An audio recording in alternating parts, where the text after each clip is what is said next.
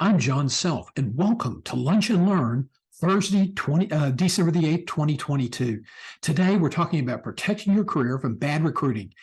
We're going to try to give you some inside pointers on how to do that. But first, let's begin as we do each week at this time with our job market update. Today, the Labor Department said there were 230,000 new unemployment claims filed by workers the week ending December the 3rd. Now, they joined the 1.6 million people who were already unemployed. This number is still below the 1.7 million people who were unemployed just prior to the pandemic. As you recall, the pandemic unemployment rate spiked to 14% at one time. Layoffs are continuing, but they are not widespread yet. And it's important to know that the job market is still resilient. It's not as resilient as it was 2 weeks ago. Today, I think we're reporting about 2 jobs for every 1 applicant. So that while that favors applicants, you need to begin being concerned about how the job market is tightening. We also saw this past week an increase in the average hourly wage. So with the job market still being very resilient, wages increasing, those are both inflationary, and the Fed is somewhat concerned about that. They have one tool to fight inflation, and that's increased interest. When you increase interest, you impact companies' borrowing ability, production ability, liquidity issues, and costs go up. Board members say you got to cut your cost, and so employees tend to get kicked to the curb. So this is somewhat problematic. So let's continue to move forward. I think this week we saw companies are continuing to shed workers there to offset the higher costs, and as liquidity tightens, that will continue. Now, while it remains resilient, as I said just a minute ago, this is really a bad sign for the Fed. And Business Insider has reported that in early 2023, there will be a noticeable shift on the focus from the inflation rate to corporate expenses and earnings, and this is what will really trigger additional layoffs, and that will become a self-fulfilling prophecy because recession will probably enter the picture. Now, current estimates suggest that the unemployment rate will rise from about 3.7% to 4.5% in the first and second quarters of 2023. This means that another 1.5 million people will join the job market. So if you're in the market and will be looking for a position, you will have more competition.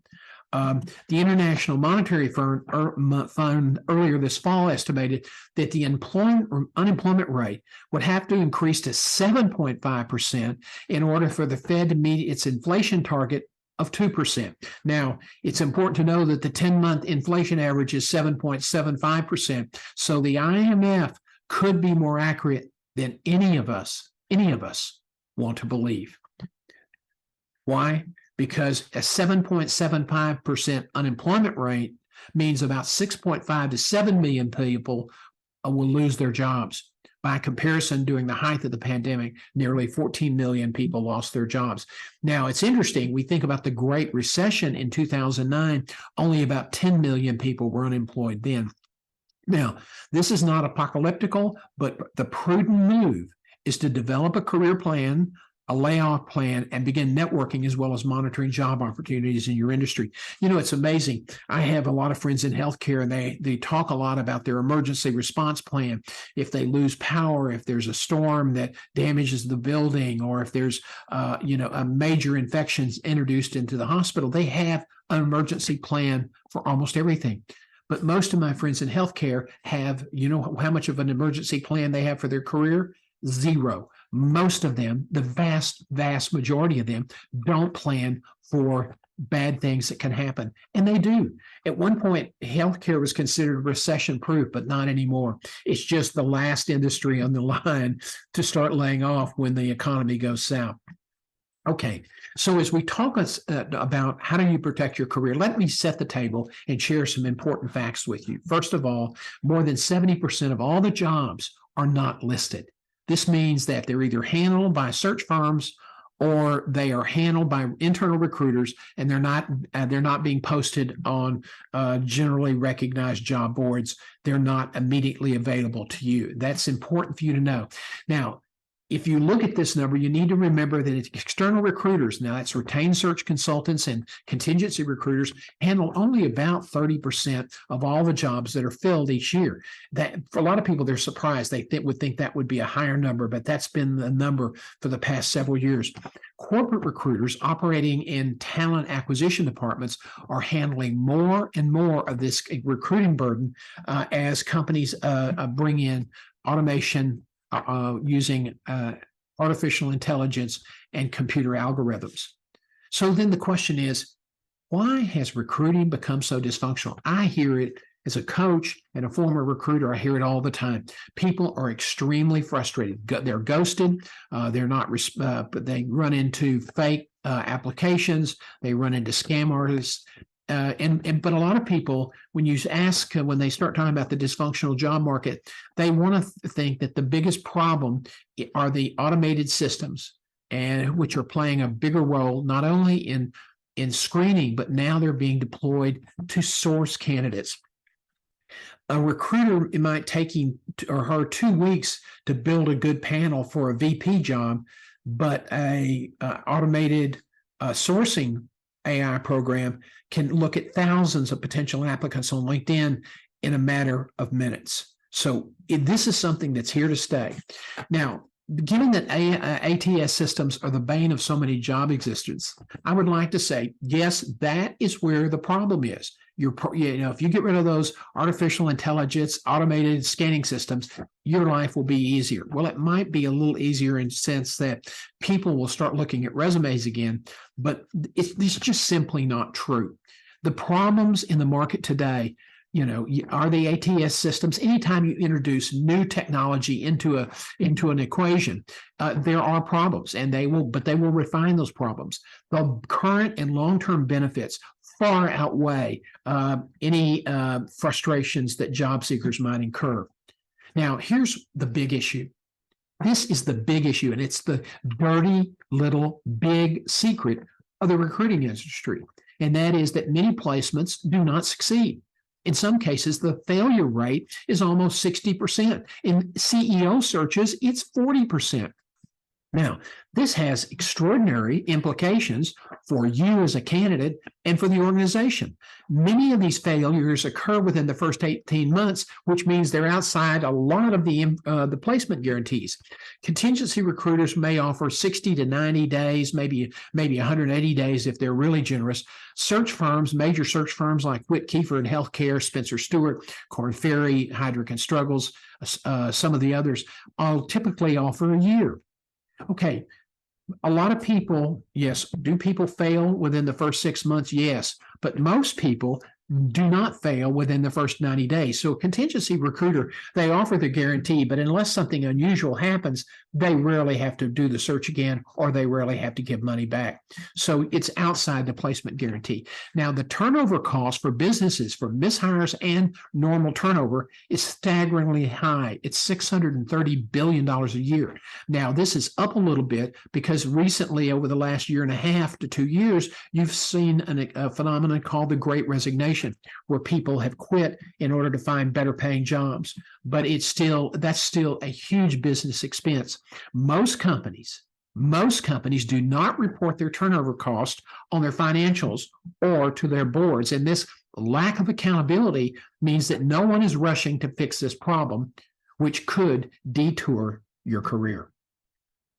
So the current recruiting fail rate is virtually unchanged since the mid-1990s, when the old corporate board used to began measuring this. Now, here are the primary contributors. Recruiting is fiercely transactional. There's no meaningful financial accountability. The overwhelming number of companies do not report or acknowledge the cost of turnover, so there's no financial incentive for the senior leadership team to improve the process. If you looked at recruiting the same way you looked at delivering healthcare or manufacturing, in high performance industries, it would be an abysmal comparison. So you are a key player in a process that doesn't work very well. And what does that mean for you? It means you could be a victim. And a victim means a career detour, which means a red mark on your resume, which could mean, you're not going to fulfill your goals. You may have to end up taking a setback in pay. You'll certainly go through the horrible feeling of being out of work and having to look for a new job. Now, applicant screening is another reason is applicant screening is flawed. Recruiters do not pay attention to the make or break cultural factors, the factors like cultural compatibility. I talk to people all the time who took a job with great hope and ambition and aspiration. Everything was great. They were so excited, and then they didn't last 18 months. Typically, when that happens, it's because they did not understand the culture, or there was not good communication on what success would look like. So in order to fix this problem, you can't sit back as an applicant, even though you may be really impatient and you really need to get a job as quickly as possible. You must be more accountable for the process and how a firm's structure could impact your career. You have to do a better job peeling back the layers of an employer's organization. And what does this mean? Well, it means you need to get additional details regarding the job. You need to understand the organization's culture.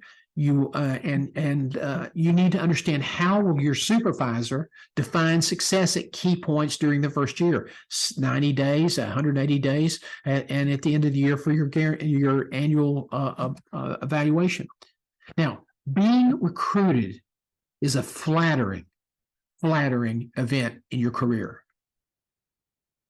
But the recruiter is the prospective employer's agent. You may know the recruiter, you may have used the recruiter in the past, but in this situation, they are not your friend, and they are not necessarily the person who's going to get you the inside track. They work for the employer. If you play golf together, you go to church together, you have dinner together periodically, you see each other at professional meetings, you may have a great relationship. But at the end of the day, in a search, that person's loyalty belongs to the employer, not you. Don't underestimate that dynamic, because what does a recruiting partner in a major firm need to do? They need to grow the business. They need to meet their growth targets. They need to and to do that, they must maintain great relationships with their clients. Yes, they need to find good talent, but they have no job without the client relationship. So you need to keep that in mind. Recruiters, especially contingency recruiters who work on a non-exclusive basis, are really fee-focused. Now, what do I mean by a non-exclusive basis? The recruiter calls and to HR, to the talent acquisition, says, "Hey, you need any help with your searches?" They said, "Yeah, we're looking for somebody." They send over some information to the recruiter, who then gets on the phone and to people he may or may not know and starts dialing for dollars. Now, he doesn't have a lot of information about the organization unless he's done a lot of searches for that organization in the past. What they're focused on is getting a placement. The sooner they get the placement, the better it is for them. So they may know something that's not very good about this job or about this organization, like turnover rate, or the fact that there have been 3 people in this job in the last 6 months or the last 2 years, and they may not share that with you. Why? Because they need to close the deal to keep their jobs. And that's what it's about. It's about closing deals. They are recruiting you, but you must look at the prospective employer with an unequally critical eye. You need to say, look, you're looking at me, that's great, but I'm going to be doubly critical in evaluating this organization. Why? Because that will save you from making a huge mistake. You need to be polite, but do not hold back from asking critical questions. We call these "tell me more" questions. They can be extremely effective. Tell me about the culture. Oh, that's very, very interesting. Tell me more. Tell me about how the organization makes decisions. Wow. Now, do you mind telling me more? How does that work? How do people survive? The people that do really well, that thrive in this organization, what characteristics do they have? Oh, that's really interesting. Tell me more. And that's one thing when you go in for a job interview, yeah, they're interviewing you, but you have to get them to tell you more about the culture, about how decisions are made, about the operations and finance. Are they stable? Have there been prior layoffs within the year? What's their layoff history over the last 3 years? What's their turnover rate? And then ask people that you encounter, why do you stay? Have you thought about leaving? If you didn't leave, why did you stay? People, why candidates struggle? It's because they're really reluctant to ask these types of questions. And this is really, really important. So this is a kind of an overview summary of how you can protect your career.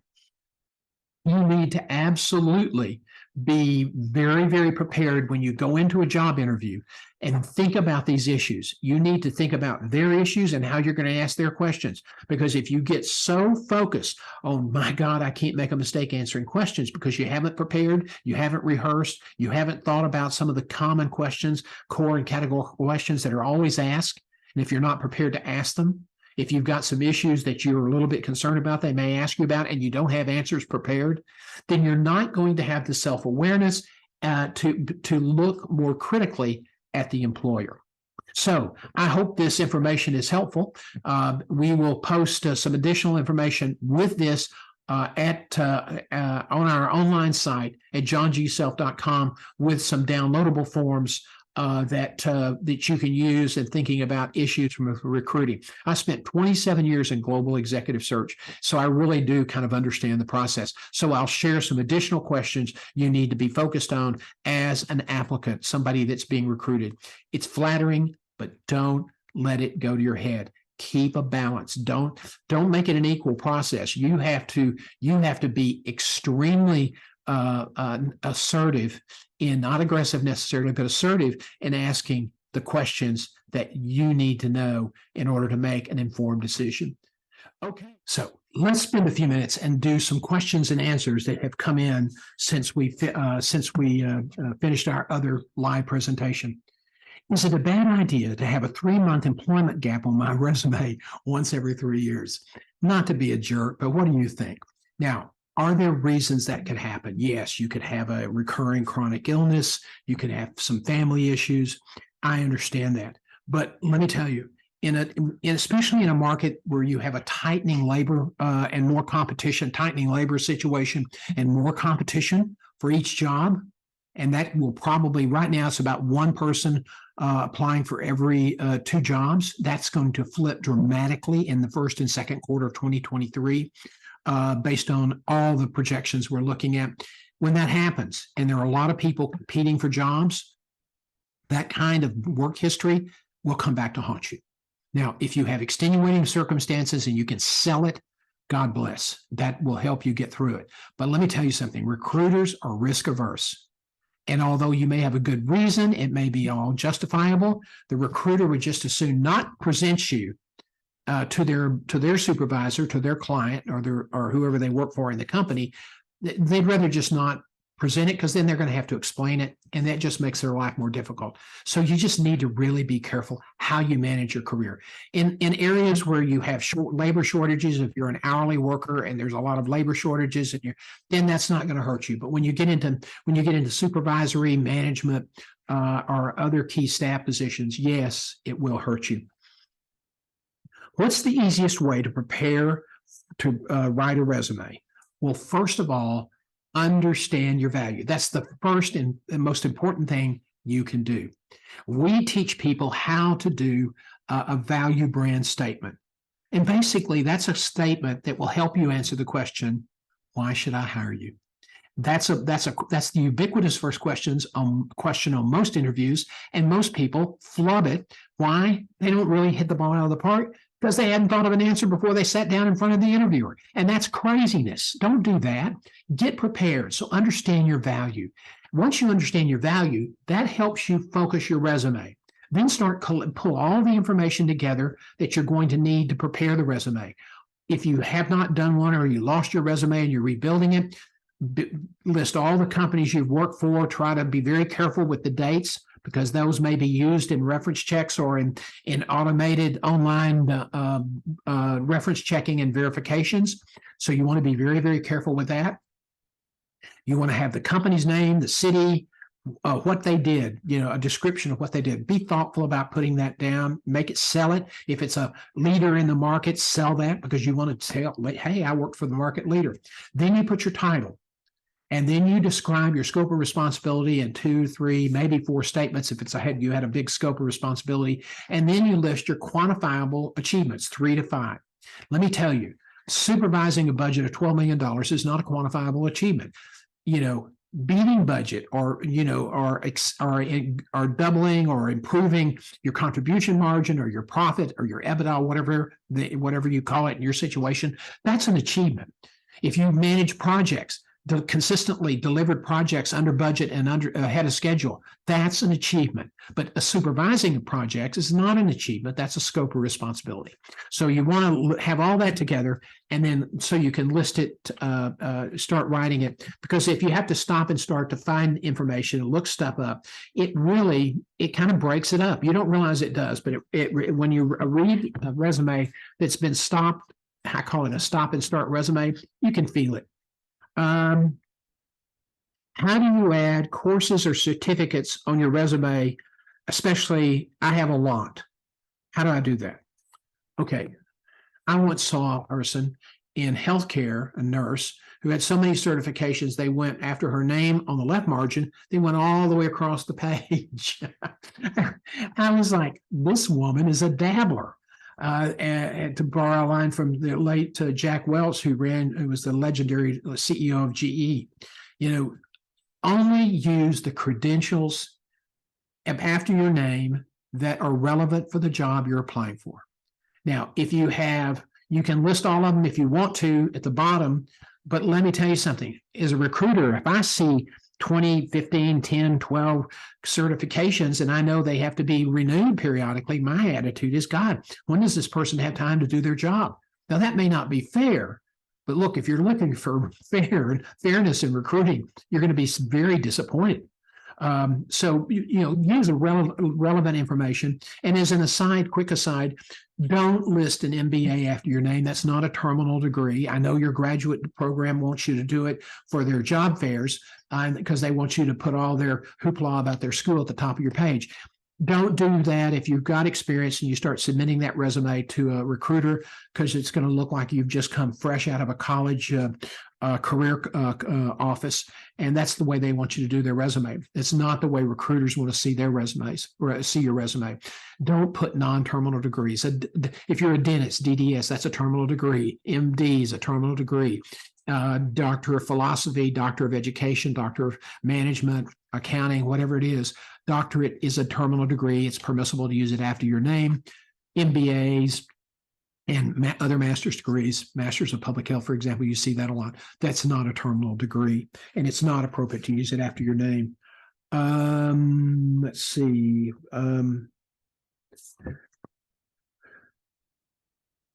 How should I handle my CV if I don't have a lot of experience? Well, first of all, I want you to stop a common mistake now before you get into a habit. A CV and a resume are two different types of documents. A CV is what academic people use to apply for scientific or academic appointments. A resume, preferably a chronological resume, is what you use to look for a job. So don't make that mistake. If you don't have a lot of experience, then what I typically do when I coach college students, and parents sometimes buy these coaching sessions as gifts for college students when they're getting ready to graduate. And that's sort of Christmas is a rush season for retailers. Sometimes in my business, graduation time becomes sort of a rush time. People wanting to schedule consultations for career. If you don't have any experience, first thing I'd ask, okay, did you have any retail jobs when you were going through school or when you were in high school? And if you did, let's talk about that. I had one person that had a series of retail and summer jobs with progressively important responsibilities with high marks for good customer service and being very responsible and being a trusted employee. You want to use that information both on your resume and in the interview. Because it shows that you understand what it means to show up on time and get the job done, and not just show up on time and collect a paycheck. And if you've gotten good compliments from customers and your boss tells you about it, consistently received high praise or high marks from customers for my service. If the boss said you did a great job, I really trusted you handling the money at the end of the day and closing up the store if I had someplace to be, that's important. That shows your responsibility. That shows that you're a serious person. So those are a couple of examples. One person was a camp counselor, kept moving up every summer at camp and became the senior counselor. I said, gosh, you need to use that on your resume because that's all the experience you have, and it's going to be helpful in finding the hardest job you're going to ever find, and that's the first job.